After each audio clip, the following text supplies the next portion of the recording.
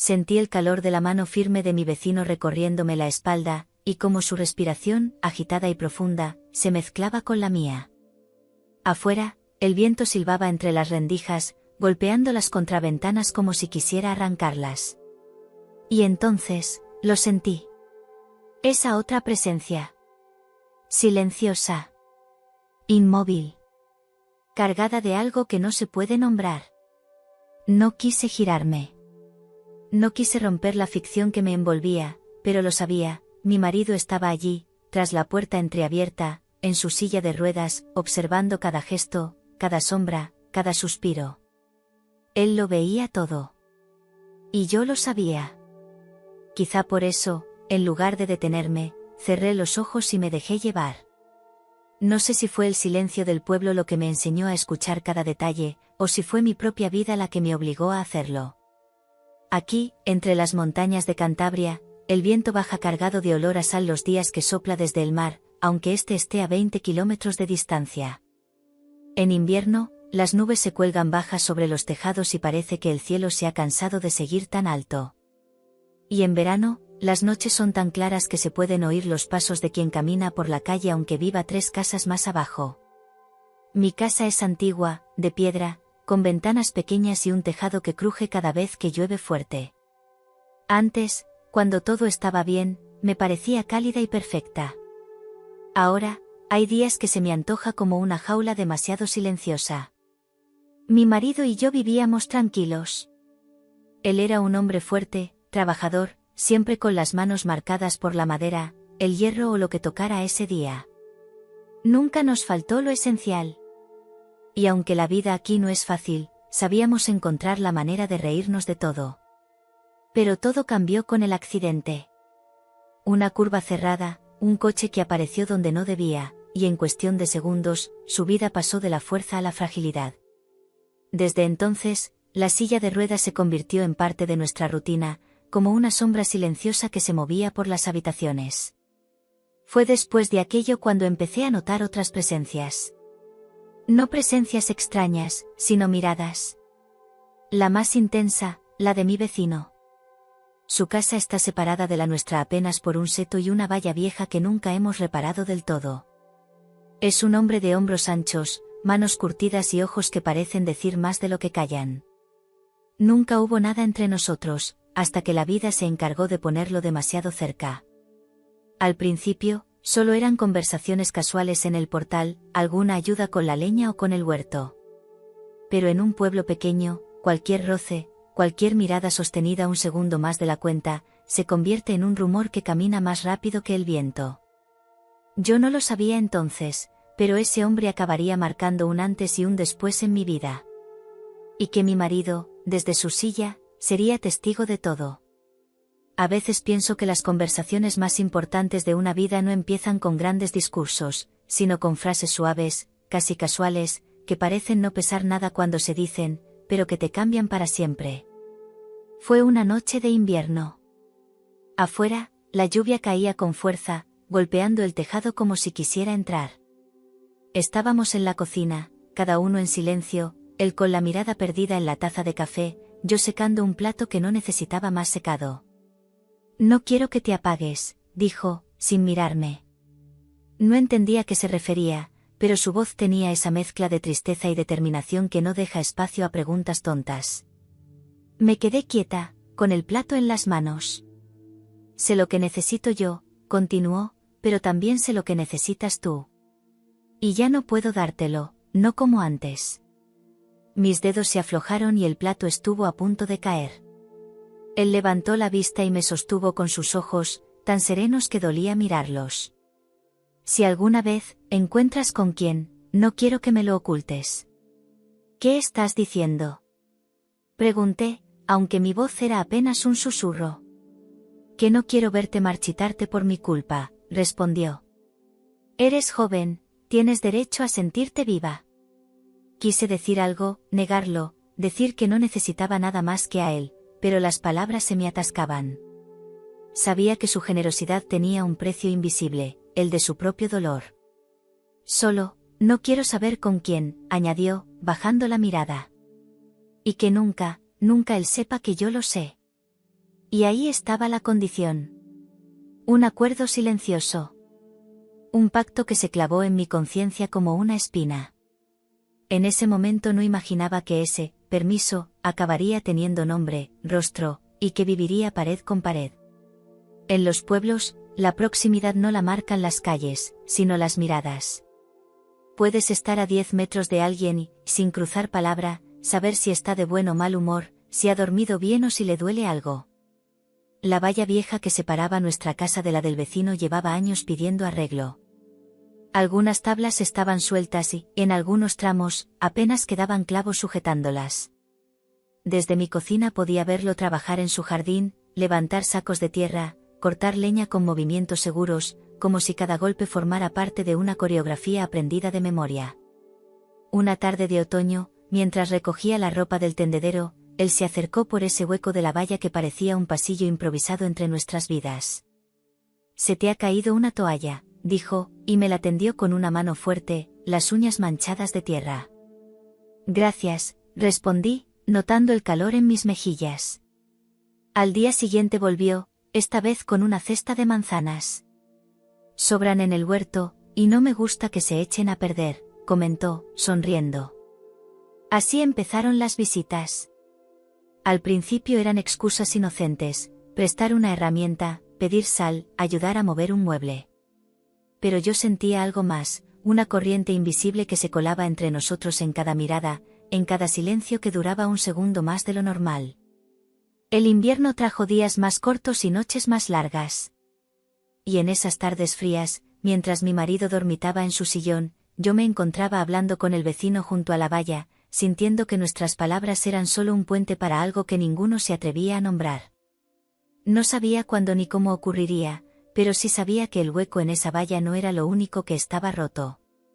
Aquella tarde el cielo estaba del color del plomo y el viento silbaba entre las rendijas de la casa. Había estado lloviendo toda la mañana y el barro se había pegado a las botas del vecino cuando llamó a la puerta.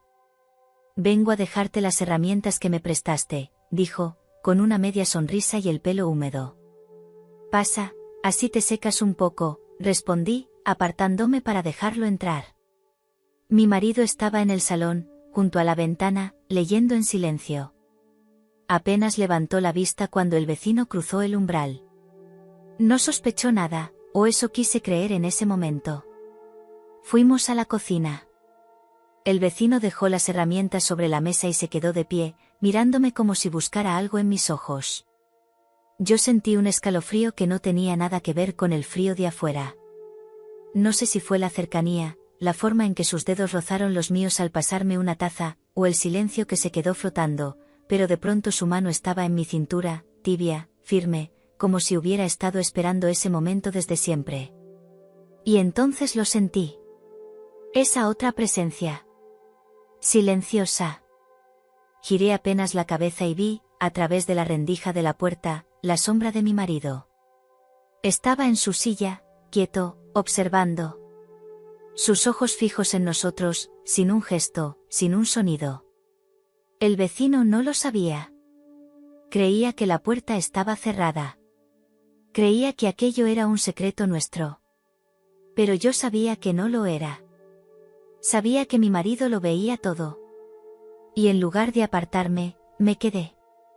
Como si en ese instante, mi vida estuviera partida en dos y yo hubiera elegido de qué lado quedarme. Al día siguiente, y al otro, y al siguiente, el guión se repitió con pequeñas variaciones, como si la vida hubiera decidido ensayar la misma escena en bucle, pero cambiando un par de frases, un gesto, una hora. El vecino tocaba la puerta con el pretexto de devolver algo o pedir ayuda para cualquier cosa, una herramienta, una receta, una opinión sobre el huerto. Y siempre terminábamos en la cocina, hablando a media voz, hasta que las palabras se agotaban y quedaba solo ese espacio suspendido entre los dos. Yo ya lo esperaba. Sabía que, tarde o temprano, su mano volvería a buscarme, su mirada a detenerse en la mía con esa intensidad que parecía querer atravesar la piel. Y también sabía que, tarde o temprano, la puerta del salón quedaría entreabierta lo justo para que mi marido pudiera ver. No hacía ruido. No decía nada. Ni siquiera intentaba disimular cuando el vecino se marchaba. Se quedaba ahí, en su silla, mirando por la ventana como si nunca hubiera estado al otro lado de esa puerta. Pero yo lo sabía. Sabía que sus ojos habían seguido cada uno de nuestros movimientos, como si estuviera memorizándolos. A veces me preguntaba si su silencio era un castigo o un regalo. O quizá las dos cosas a la vez. Él había sido quien me había dado permiso, pero verlo ahí, inmóvil, mientras yo me dejaba llevar, era otra historia. Con cada día que pasaba, el vecino se volvía más confiado, más presente. Sus visitas eran más largas, sus manos más seguras. Y, sin que él lo supiera, no éramos dos en esa cocina, sino tres. Era extraño cómo, con el paso de los días, lo que empezó como un instante furtivo se había convertido en una especie de rutina invisible.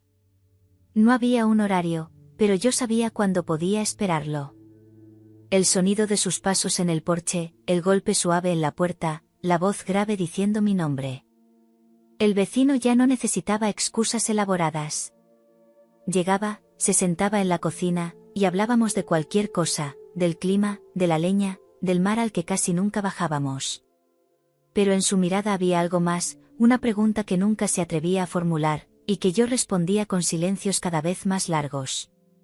Mientras tanto, al otro lado de la puerta, el aire parecía más denso. Era como si el silencio del salón se impregnara en las paredes. Yo no lo veía directamente, pero lo sentía, mi marido, sentado en su silla, con esa calma que no sabía si era resignación o vigilancia. Hubo una tarde en que el vecino, sin previo aviso, me rozó la mejilla con la yema de los dedos, como quien comprueba que algo sigue estando ahí. A veces pienso que no deberíamos, susurró, bajando la mirada. A veces pienso lo mismo, le respondí, y no hice nada por apartarlo. Él no sabía que esa frase, en mi boca, no era por miedo a mi marido, sino por todo lo contrario. Por saber que él estaba allí, observando, y que yo estaba cumpliendo un pacto silencioso que se había convertido en mi propia condena. La tensión era un hilo cada vez más fino, y yo sentía que pronto alguien, él, yo, o mi marido, iba a tirarlo lo suficiente como para romperlo. Un día, al volver de hacer unas compras en la ciudad, encontré la mesa del comedor cubierta de papeles, informes médicos, presupuestos, cartas del banco. Mi marido estaba inclinado sobre ellos, con el ceño fruncido, el lápiz en la mano. «Voy a intentarlo», dijo sin levantar la vista. «¿Intentar qué?», pregunté, aunque lo intuía. «El tratamiento. Será largo, caro, pero dicen que hay posibilidades». Su voz tenía un filo nuevo, una determinación que hacía tiempo no veía en él. No mencionó los créditos, pero yo vi los sellos del banco en varios documentos. No pregunté. No quise ponerle números a lo que, en el fondo, sabía que era una apuesta por recuperar algo más que sus piernas. Mientras él se sumergía en consultas y sesiones de fisioterapia, las visitas del vecino se volvieron más frecuentes. A veces llegaba para ayudar con pequeñas tareas, otras sin pretexto alguno. En esos días, la cocina se había convertido en un lugar donde el tiempo se doblaba. Por un lado, el reloj marcaba los minutos que faltaban para que mi marido regresara, por otro, cada mirada y cada roce parecía detenerlos. Hubo tardes en las que el vecino se quedaba más de lo prudente, y yo, aun sabiendo que el coche de mi marido podría aparecer en cualquier momento, no encontraba la fuerza para despedirlo. El riesgo, en lugar de frenarnos, parecía empujarnos más. Y cuando mi marido estaba en casa, las cosas no eran menos intensas. La puerta del salón seguía entreabierta, y yo podía sentir su mirada sobre nosotros, como una presencia constante que nos rodeaba a los dos, aunque el vecino seguía creyendo que estaba a salvo de cualquier testigo. Cada vez que mi marido salía para una nueva sesión del tratamiento, yo me preguntaba cuánto de ese esfuerzo era por él mismo, y cuánto por mí. Y mientras tanto, sin que él lo supiera, el precio de su silencio crecía día a día, en un terreno donde el dinero no servía para pagar. Con el paso de los meses, dejé de ver al vecino solo como un hombre que llenaba un vacío. Empecé a notar cosas que antes pasaban desapercibidas, la forma en que buscaba cualquier motivo para quedarse un rato más, como me escuchaba con una paciencia que no recordaba haber sentido en mucho tiempo, o ese gesto de apartarme un mechón de cabello sin prisa, como si no existiera nada más que ese instante. Ya no se trataba únicamente de la emoción prohibida. Había algo más. Algo que yo no quería nombrar, porque hacerlo sería traicionar no solo a mi marido, sino a mí misma. Mientras tanto, mi marido avanzaba en su tratamiento. Llegaba agotado, con un sudor frío en la frente, pero con un brillo de esperanza en los ojos. Me hablaba de ejercicios nuevos, de pequeños progresos. Yo lo escuchaba, sonreía, le servía la cena, y me odiaba un poco por pensar en otra persona mientras lo hacía. En las tardes que él estaba fuera, el vecino y yo compartíamos un tiempo diferente. No siempre había roces o gestos de riesgo. A veces solo hablábamos, pero eran conversaciones cargadas de una electricidad que no necesitaba contacto físico para sentirse. Y, sin embargo, esas tardes eran las que más me inquietaban. Porque empecé a notar que, incluso cuando mi marido estaba en casa, yo buscaba al vecino con la mirada. Que cada golpe en la puerta me aceleraba el pulso, esperando que fuera él. Que las noches, a pesar de tener a mi marido al lado, se llenaban de recuerdos de lo que había pasado unas horas antes. Y en medio de todo, la misma escena se repetía, la puerta entreabierta, el murmullo de nuestras voces, y al otro lado, la figura inmóvil de mi marido en su silla. Viendo. Sabiendo. Guardando un silencio que se hacía cada vez más pesado, y más peligroso. La primera vez que lo noté fue en un gesto mínimo. Estábamos en la cocina, yo recogiendo unos platos, él sentado en la silla junto a la ventana. Afuera llovía, y el sonido del agua golpeando el cristal llenaba los huecos que dejaban nuestras pausas. De pronto, él se levantó, se acercó y me colocó suavemente el pañuelo que llevaba al cuello, como si temiera que me resfriara. No dijo nada. Pero su mano se quedó un instante más de lo necesario. A partir de entonces, fueron muchos los gestos. Llegaba con pan recién hecho y lo dejaba en la mesa, por si te apetece para la cena. Me ayudaba a cortar leña sin que se lo pidiera. Recolocaba la valla vieja aunque yo no lo hubiera mencionado. Y, sobre todo, me miraba como si cada palabra que dijera fuera algo que quería guardar para siempre. Yo lo sentía, pero también sentía algo más, el peso de una mirada distinta, más silenciosa aún.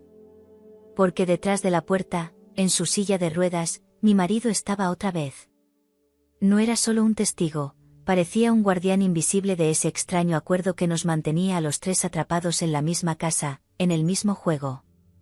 El vecino no lo sabía. Creía que estábamos solos. Creía que, si se inclinaba un poco más hacia mí, si me rozaba la mano, nadie podría verlo.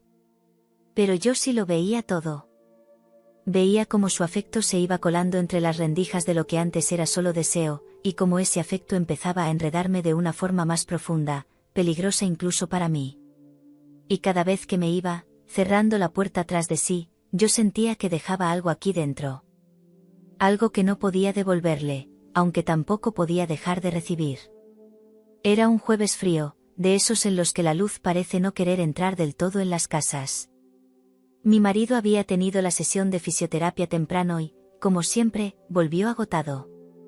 Se acomodó en el salón, cerca de la estufa, con una manta sobre las piernas y un libro en las manos. El vecino llegó a media tarde. No traía excusas elaboradas, solo un frasco de miel, para la tos. Su presencia llenó la cocina como un fuego lento, calentando el aire sin que nadie lo dijera en voz alta. Hablamos de cosas simples al principio, pero pronto el tiempo empezó a estirarse. No era como otras veces, él no parecía con prisa por irse, y yo no sentía esa necesidad de vigilar el reloj. Afuera la lluvia golpeaba con insistencia, y el mundo parecía reducido a las paredes de esa casa. En un momento, él se inclinó hacia mí, no demasiado, pero lo suficiente como para que sus palabras me llegaran cálidas. A veces pienso que no me iría nunca de aquí. Lo miré, intentando encontrar en sus ojos si era una frase ligera o una confesión. Y entonces lo sentí, esa presión invisible en la nuca. La puerta del salón estaba, como siempre, entreabierta. Mi marido estaba allí. No fingía leer.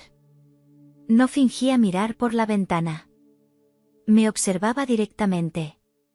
El vecino, ajeno a todo, Tomó mi mano un instante. Ese contacto, bajo la mirada de mi marido, fue como encender una mecha. No sabía qué ardía más en ese momento, si el deseo que me empujaba hacia mi vecino, o la intensidad con la que mi marido parecía retenerlo todo en silencio. Cuando el vecino se marchó, ya era de noche cerrada. Cerré la puerta lentamente, consciente de que había cruzado una línea invisible. Y supe que, a partir de ese día, nada volvería a ser igual. No hizo falta que mi marido dijera nada. Sus silencios se habían vuelto distintos. Antes eran pausas largas, pesadas, llenas de cansancio. Ahora tenían otra textura, una mezcla de observación y espera. Como si estuviera midiendo cada palabra mía, cada paso que daba por la casa. No me preguntaba dónde había estado, ni con quién. Nunca lo hacía. Pero yo podía sentirlo, como si sus ojos me siguieran incluso cuando estaba de espaldas. Las mañanas eran más tensas. El café en la mesa, el sonido de las cucharillas, y ese muro invisible entre nosotros que antes no estaba. Por las tardes, cuando el vecino tocaba la puerta, yo notaba que mi respiración cambiaba. Lo recibía en la cocina, como siempre, pero la cercanía entre nosotros era más fuerte, más evidente. Había gestos que ya no podíamos disimular, su mano quedándose un poco más sobre la mía al pasarme un vaso, su mirada bajando hasta mis labios, la forma en que se inclinaba cuando me hablaba. Y yo no me apartaba. Un día, mientras recogíamos unas cosas en la encimera, él se rió por algo que dije. Fue una risa sincera, limpia, que llenó la habitación. Me sorprendió lo mucho que me conmovió ese sonido. Llevaba meses sin escuchar algo así tan cerca. Y allí estaba mi marido, en el salón, con la puerta entreabierta. No tenía un libro en las manos. Simplemente estaba sentado, observando. No apartó la vista cuando crucé la suya, como si quisiera que supiera que lo había visto. Fue en ese momento cuando entendí que ya no era un juego silencioso. Que él estaba presente, consciente, y que yo había dejado de ocultar el efecto que todo esto tenía en mí. Y aún así, seguí adelante. Comenzó de forma casi inocente. Un día, el vecino me pidió que lo acompañara a la tienda del pueblo para ayudarle a elegir unas herramientas. Otro, me sugirió que fuéramos juntos al mercado de los sábados, ya que íbamos a comprar lo mismo. Al principio pensé que no era diferente de cuando coincidíamos en la calle. Pero poco a poco, estos trayectos empezaron a sentirse como algo nuestro. Caminábamos juntos por el sendero que bordea el río, hablando de todo y de nada, con el rumor del agua acompañándonos como un testigo que no entiende pero guarda silencio. La gente del pueblo empezó a mirarnos más. No era necesario que dijeran nada, en un lugar así, las miradas son más rápidas que las palabras. Y aunque sabía que podía despertar rumores, yo no me alejaba. Al contrario, buscaba excusas para alargar cada paseo. El regreso a casa era lo más difícil. El vecino me dejaba en la puerta, y yo cruzaba el umbral con el corazón acelerado, consciente de que, en el salón, mi marido me estaba esperando. Él nunca preguntaba dónde había estado. Pero su mirada, esa mirada lo decía todo. Era fija, profunda, y me hacía sentir que estaba viendo mucho más de lo que yo le contaba. Una tarde, después de uno de esos paseos, dejé la bolsa de la compra en la cocina y me asomé al salón. Él estaba allí, sentado, sin libro, sin música, sin nada que ocupara sus manos. Solo mirándome. No dijo una palabra. Y yo tampoco. Pero ese silencio fue más pesado que cualquier conversación. Y entonces supe que, aunque saliéramos al camino, al mercado o a cualquier otro lugar, en realidad, seguíamos viviendo entre tres paredes. Al principio, el vecino venía y se marchaba con prisa. Era una visita breve, casi medida con reloj. Pero con el paso de las semanas, ese reloj dejó de existir. Un día se quedó a ayudarme a preparar la leña para el invierno. Otro, a reparar una puerta que no cerraba bien. Sin darme cuenta, empezó a pasar más horas en la casa que fuera de ella. A veces, su chaqueta quedaba colgada en el perchero, sus herramientas apoyadas contra la pared, como si aquel lugar también fuera suyo. Mi marido, mientras tanto, estaba más tiempo fuera, concentrado en su tratamiento. Las sesiones se hicieron más largas y frecuentes. Y aunque su ausencia me liberaba de la presión de su mirada, una parte de mí sentía que su sombra seguía ahí, guardando el equilibrio de todo lo que estaba pasando. Pero hubo días en que no estaba fuera. Días en que el vecino se quedaba, y mi marido también. Yo podía sentir cómo el aire se cargaba. El vecino, sentado conmigo en la cocina, ajeno a que a unos metros, en el salón, había unos ojos que no se apartaban de nosotros.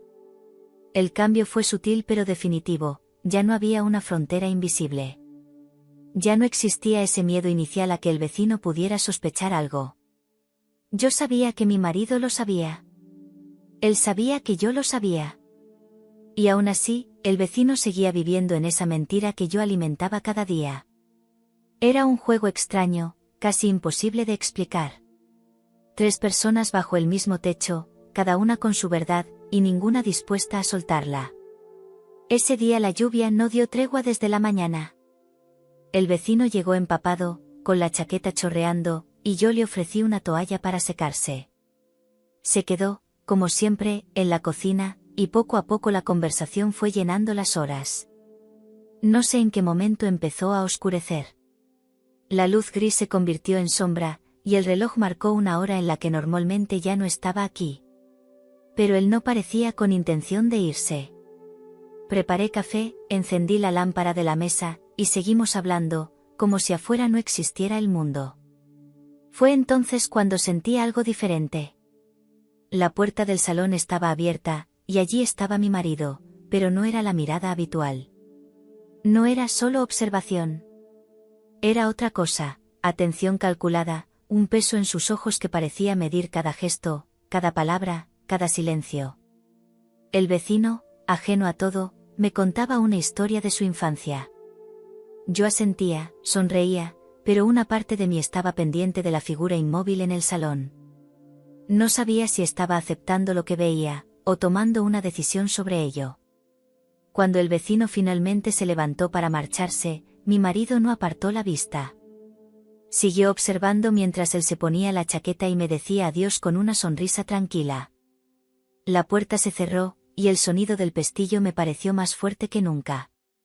Me quedé de pie, con las manos en el respaldo de una silla, sintiendo que algo había cambiado. No sabía si era en él, en mí, o en los 3. Pero lo supe, a partir de esa noche, ya no estábamos en el mismo juego de antes. Las primeras veces que mi marido se levantó con ayuda de las barras de soporte en el pasillo, lo hizo en silencio, sin llamarme. Creo que no quería que lo viera fallar si se caía.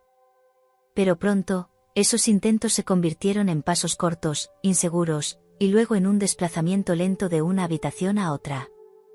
Lo miraba y sentía una mezcla de orgullo y temor. Orgullo porque estaba recuperando lo que tanto deseaba, temor porque no sabía qué haría con ello cuando lo consiguiera.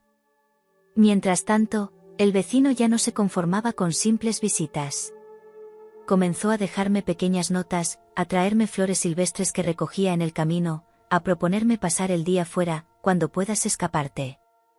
No hablaba de amor directamente, pero cada gesto lo decía sin palabras. Un día, mientras me ayudaba a cortar unas ramas en el patio, se quedó mirándome y dijo: «No sé cuánto tiempo más voy a poder callarme lo que siento». Esa frase se me quedó clavada. Y no solo a mí. Porque, cuando entramos a dejar las ramas en la cocina, vi de reojo a mi marido en su silla, en el salón, mirando con una calma tan afilada que parecía oírlo todo, incluso lo que no se había dicho. El vecino no lo notó. O tal vez sí, pero lo interpretó como una distracción. Yo, en cambio, sentí que el aire entre los 3 se había vuelto más espeso. Esa noche, mientras preparaba la cena, escuché los pasos cortos y firmes de mi marido en el pasillo. No usaba la silla. Entró en la cocina, me pidió un vaso de agua, y sin mirarme dijo: «Pronto no necesitaré que me ayuden a moverme». Lo dijo como quien deja caer una advertencia sin alterar el tono de voz. Era una tarde templada, con un cielo limpio después de varios días de lluvia. El vecino había venido a ayudarme a reparar una puerta que no cerraba bien en el granero. Terminamos más pronto de lo esperado y nos sentamos en la cocina, con 2 tazas de té humeante entre las manos.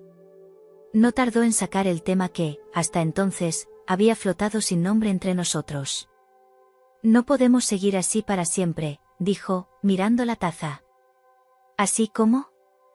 Pregunté, aunque sabía la respuesta. Como si todo fuera prestado, como si cada momento dependiera de que nadie lo viera. Su voz era grave, casi un murmullo. Y entonces, antes de que pudiera responder, sentí de nuevo esa presión en la nuca. La puerta del salón estaba abierta. Mi marido estaba allí. No en su silla, sino de pie, apoyado en el marco. No hizo ruido al acercarse, y esa fue la primera vez que me di cuenta de lo mucho que había mejorado. ¿Pasa algo?, preguntó el vecino, sin notar aún la presencia tras de mí. No, nada, dije, sintiendo como el aire se me enrarecía. Él siguió hablando, ahora con más fuerza. Solo digo que algún día quiero estar contigo sin tener que pensar si alguien nos está mirando. Yo lo miraba, pero en realidad veía a mi marido detrás, inmóvil, escuchándolo todo. La tensión era tan densa que parecía que cualquiera de los dos podía romperla con una sola palabra. Finalmente, el vecino se levantó, me rozó la mano y salió por la puerta. Yo quedé sola en la cocina, o no tan sola.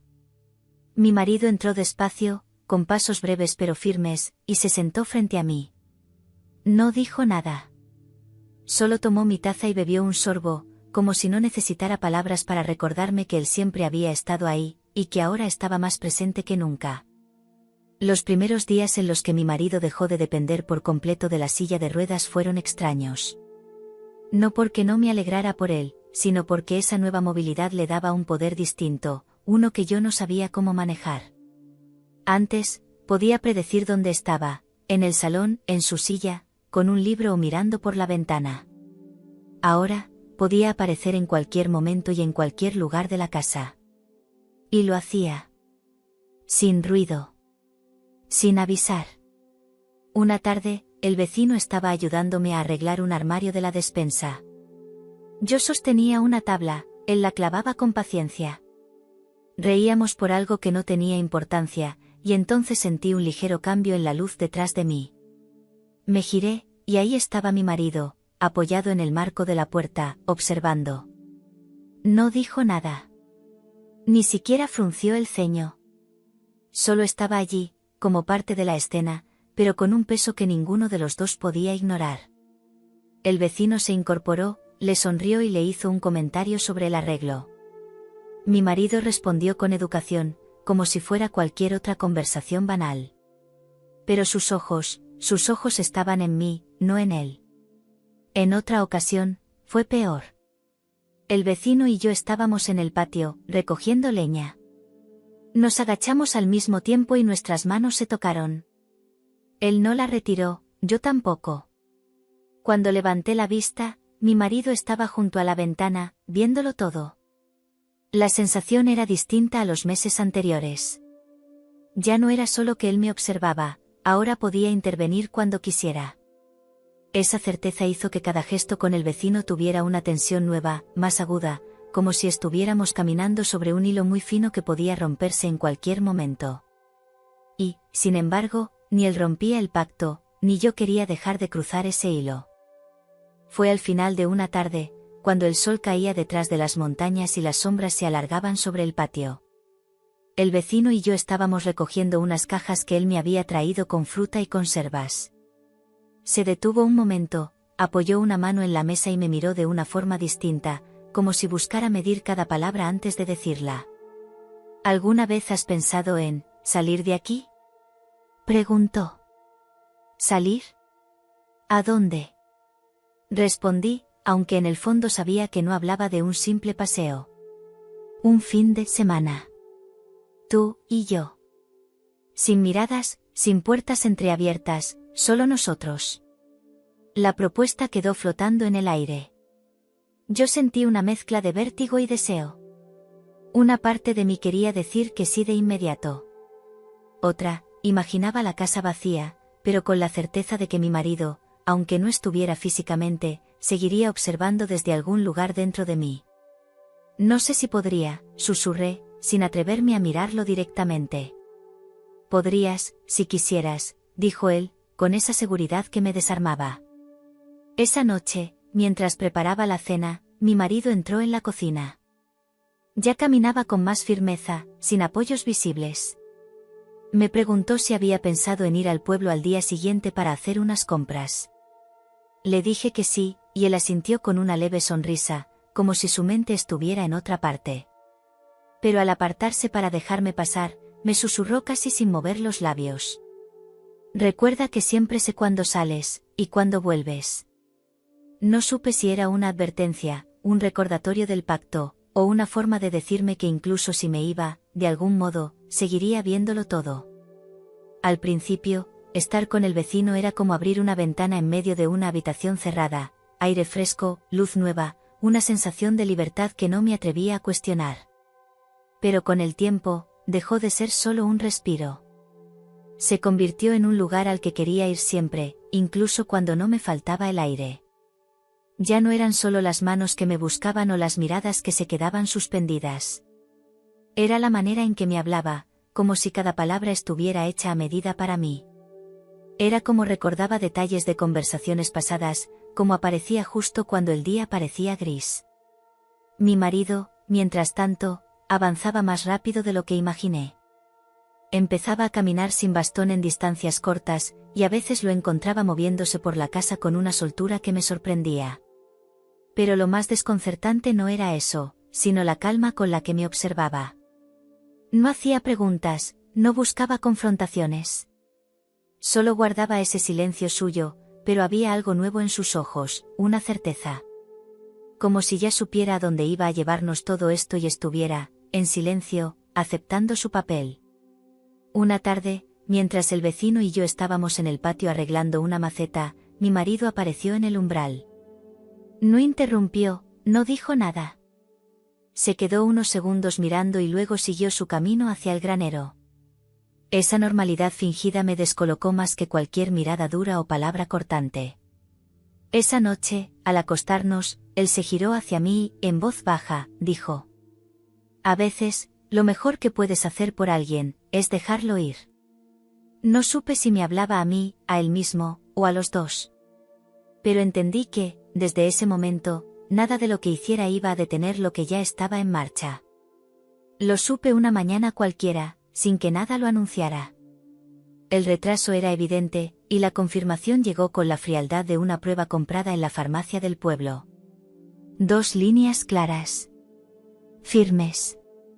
Me quedé sentada en el borde de la cama, con el aparato en la mano, mirando por la ventana como el viento movía las ramas de los castaños. Sentí un peso y una ligereza al mismo tiempo, como si todo dentro de mí estuviera cambiando de lugar. El vecino lo notó antes de que yo dijera nada. «¿Te pasa algo?», me dijo un día, mientras me alcanzaba una jarra de agua. «No, nada», mentí, pero mi voz tembló lo suficiente para que supiera que sí había algo. No podía decirlo así, sin más. Porque una cosa era vivir en esa mentira a medias, y otra muy distinta era ponerle un rostro, un futuro, una vida nueva creciendo dentro de mí. Mi marido, por su parte, parecía más tranquilo que nunca. Caminaba con seguridad por la casa, hacía pequeñas reparaciones, salía al pueblo solo. Pero había en su mirada una profundidad distinta. Una noche, mientras cenábamos, me observó fijamente y dijo: «A veces, el silencio es la única forma de amor que queda». No entendí del todo sus palabras, pero sentí que, de algún modo, ya sabía. O al menos, intuía lo suficiente para no necesitar que yo lo confirmara. El vecino seguía viniendo. Su afecto era más evidente, más abierto, como si ya no quisiera esconderlo. Y cada vez que me tocaba, yo pensaba en el hijo que estaba creciendo en mi vientre, y en el hecho de que él no era el único que lo sabía sin que yo hablara. Porque en esta casa, los secretos nunca habían sido completos. El día llegó sin aviso. No hubo celebración ni testigos, solo un instante que se grabó en mi memoria como una fotografía. Yo estaba en la cocina, pelando patatas, cuando escuché pasos firmes en el pasillo. No el golpeteo suave y vacilante de los últimos meses, sino un ritmo seguro, constante. Me giré y allí estaba él, de pie, sin apoyos, mirándome con una calma que parecía venir de muy lejos. No sonrió. No dijo nada sobre su logro. Simplemente se acercó a la mesa, tomó una de las patatas y empezó a pelarla como si siempre lo hubiera hecho. Pasaron unos segundos en silencio, y entonces me dijo: he estado pensando. Creo que es momento de que vivas la vida que quieras, sin límites. La frase quedó suspendida en el aire, más pesada que cualquier reproche.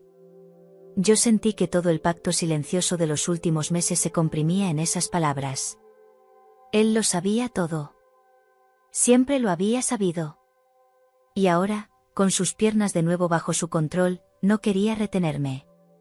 Esa tarde, el vecino vino como siempre. Mi marido estaba en el salón, de pie, mirando por la ventana. No se volvió cuando pasamos hacia la cocina. No hizo ni el gesto de espiarnos. Por primera vez, parecía no necesitarlo. Y yo entendí lo que eso significaba: estaba soltando la cuerda. Me estaba dejando ir. En los días siguientes, el cambio fue evidente. Él empezó a salir más, a hablar con gente en el pueblo, a reorganizar la casa. Y yo empecé a imaginarme viviendo al otro lado de la valla, sin la puerta entreabierta, sin la mirada fija que siempre me acompañó. Pero no era una liberación limpia. Era como cruzar un umbral sabiendo que, al hacerlo, estaba dejando atrás algo que nunca podría recuperar. No hubo una pelea, ni un portazo, ni lágrimas en la puerta. Solo una mañana en la que recogí mis cosas, doblando la ropa con calma, metiendo en cajas los pocos objetos que sentía como míos. El resto lo dejé donde siempre estuvo. El vecino me ayudó a cargar todo en su furgoneta. Cada viaje desde la casa hasta el vehículo era un eco en mi pecho. Las paredes que me habían contenido durante años parecían más altas y más frías, como si supieran que no iba a volver. Mi marido estaba en el salón. No en su silla de ruedas, que ya no necesitaba, sino sentado en el sofá, con las manos juntas, observando. No intentó detenerme. Tampoco me deseó suerte. Simplemente dijo: cuídate. Su voz no tembló. No hubo rencor, ni ironía, ni tristeza visible. Solo una serenidad extraña, como si estuviera cumpliendo con una decisión que ya había tomado mucho antes.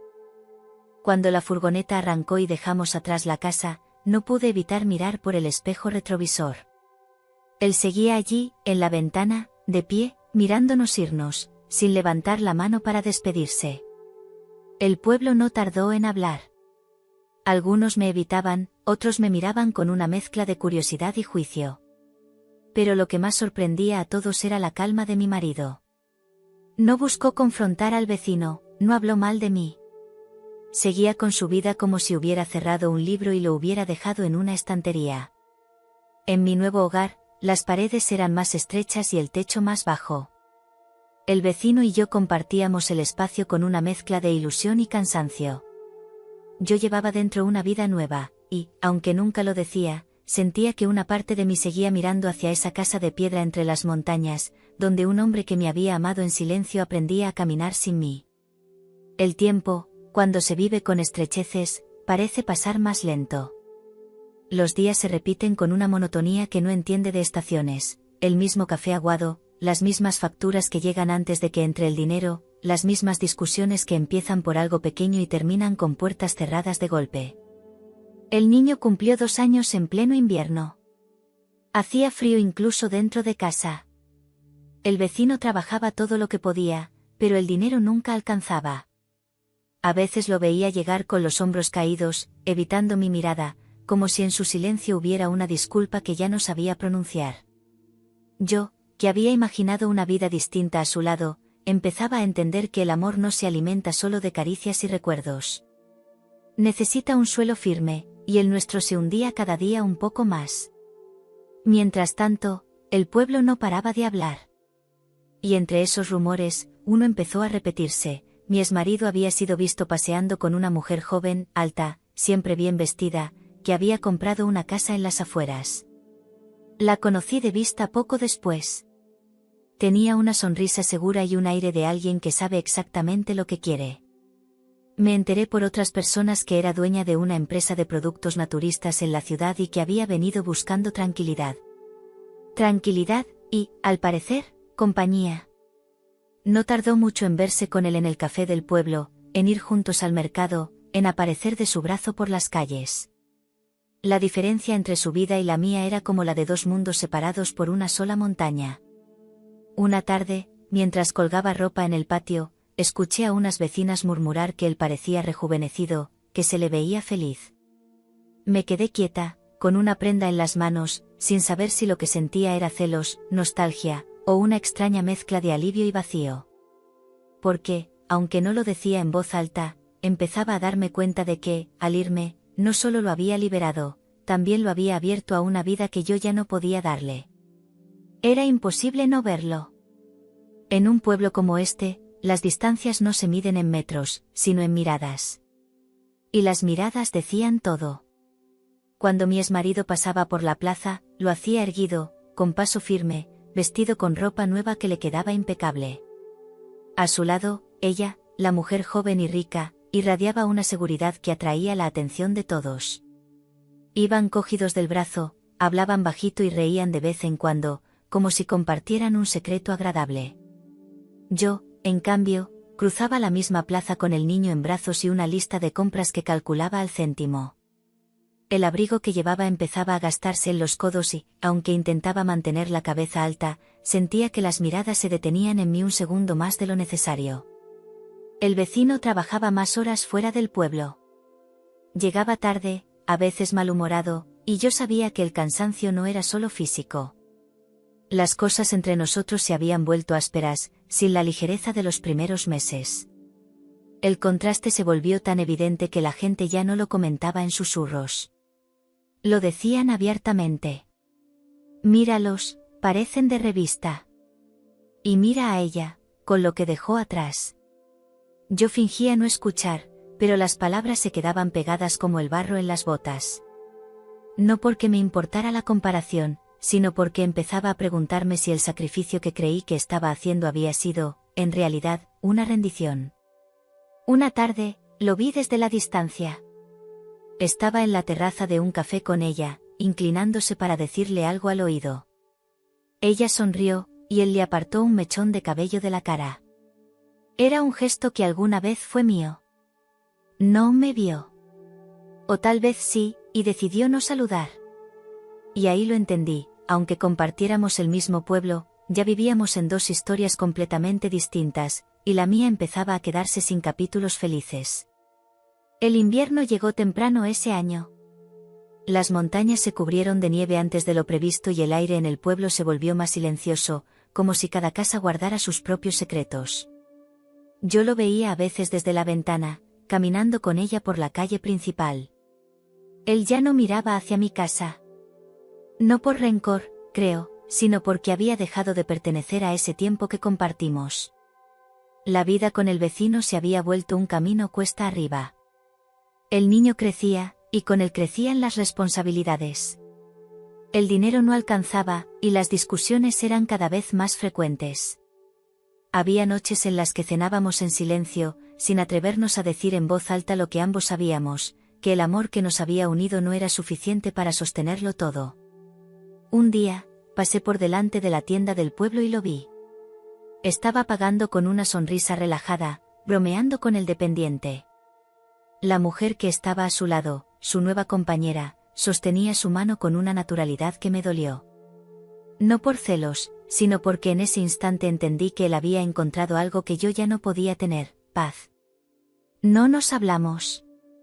Solo nos cruzamos la mirada un segundo, y en esos ojos vi que no me guardaba rencor. Tal vez incluso me comprendía.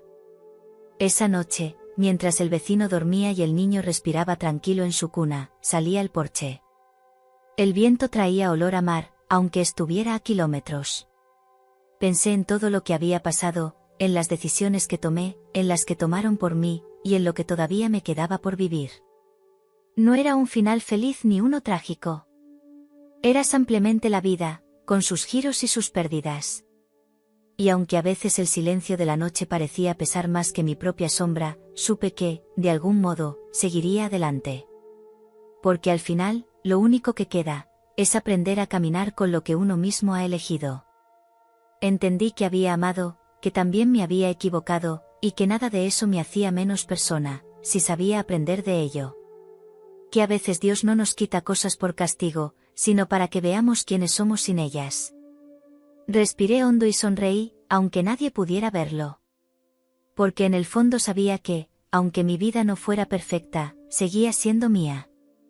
Y que, con la ayuda de Dios, siempre habría forma de seguir adelante, incluso con cicatrices.